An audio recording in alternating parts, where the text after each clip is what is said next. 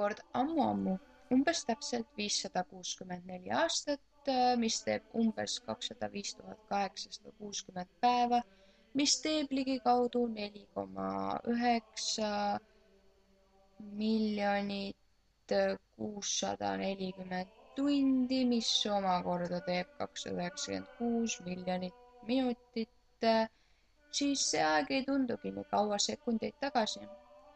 Igal juhul sel aastal leidsid aset suured sündmused. Nimelt oli härra Johannes, täpsemalt Johannes Genschleich zur Laden zum Gutenberg, suur sõnade ritta sättimise armastaja ja just nimelt seetõttu ta oma kuuris jõudis tehnilise supersaavutuseni trükimasina näol. Varem nimelt tunti ka kirjasõna, kuid seda paljundati käsitsi kirjutamise teel. 1452–54 valmis Gutenbergil esimene raamat Piibel. Varsti levis säärane paljundusviis ja trükkamine üle Euroopa.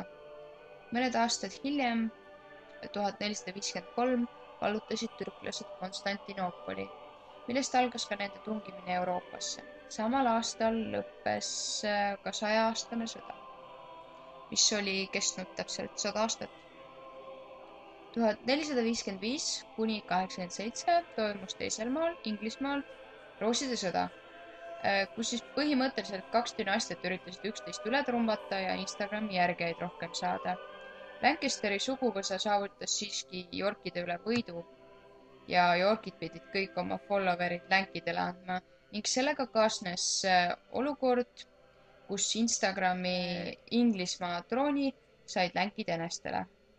1456 avastas Alvise da Catomasto navigaator Henry Paadiga seegeldes, et Aafrikast mitte kaugel on asustamata paradiis Roheneeme saarte näol, kuid mõni leidis varsti peale seda, et seal oleks tore orjakaubandust pidada. Sellal toimus ka suur paadiehituse areng, mis võimaldas pikemaid merereise teha ja osati juba ka tähtede ja kaardi järgi orienteeruda. Kui laevandus arenes ja kiirenes, siis agarad kaupmehed tõid rikkamatele linnavurledele liha, kala, ulukeid, kõike, mis oli muidu raskesti kättesaadav. Kahjuks ei osanud rahamehed ette näha, et liitliha söömisest tekivad neile tervisehäired. Kuid ka lihtrahvas, kellel lihatarbeks raha ei jätkunud, ei toitunud palju tervislikumalt. Nemad pidid leppima leivakannika ja piimaga ja kokkuvõttes toitusid mõlemad äärmiselt halvasti. Vahepeal oli suureks kasvanud 1444. aastal sündinud Sandro Botticelli, kellel oli kätt maalimise alal ning ta tegi ilmselgelt ühe oma tuntumaid töö, mis leiab kõvasti kajastust internetiportaalis ninegang.com. 1469 jäeti hüvasti suure maalikunstnikuga Filippo Lippiga Itaaliast. Arvatakse, et ta mürgitati, aga keegi päris täpselt ei tea.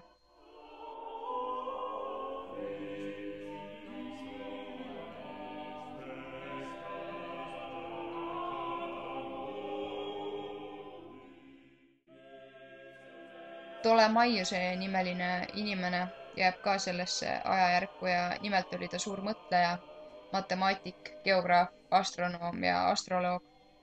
Ta jõudis sooja tuule ja silitava päikese käes mõnuledes arusaamale, et maa, kus me elame, on tegelikult ümmargune. 1475 sündis Michelangelo Buonarroti, kes 14-aastaselt tahus oma esimese Madonna treppidel ning 10 aastat hiljem, 24-aastasena tegi ta kuulsa teose Pakkuse. 1477 asutati 2 ülikooli, üks Uppsalas Rootsis, teine Tübingenis Saksamaal. 2 aastat hiljem, 1929.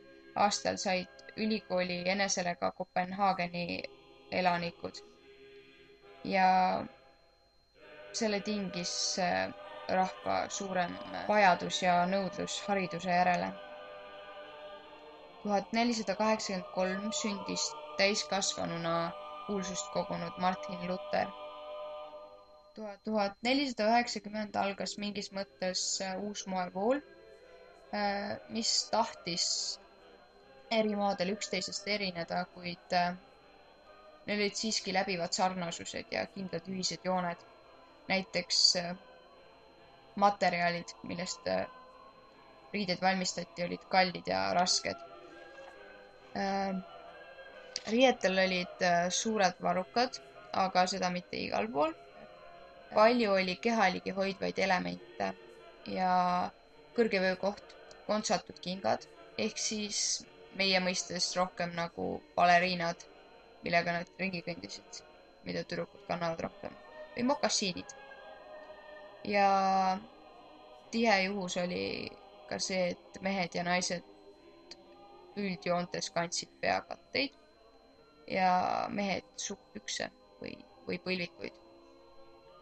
1492 sai Rooma paavstiks Aleksander nr 5. toimus Eestist mitte väga kaugel sõda Vene ja Rootsi vahel, nimelt Karjala pärast. Kui keegi on Karjala pirukaid söönud, siis need on päris head. 1498 aastal tegi ekspeditsioonilaevaga üle ookeani Columbus ja leidis sealt veel maad, teistsugust maad, nimelt Ameerika maad. Samal ajal, kui Columbus avastas Ameerika maad järve taga, tegi Leonardo da Vinci, kes oli selle aja suur kunstnik, kuid kahjuks mitte paljude neidude arvates nii kaunis kui Leonardo DiCaprio, tegi siis oma ühe kõige kuulsama teose. Nimelt sai ta valmis maaliga Püha õhtu söömaaeg, mis on leidnud sarnaselt Botticelli Veenuse sünniga suurt kajastust noorte pop-hop tipp-top leheküljel ninecat.com.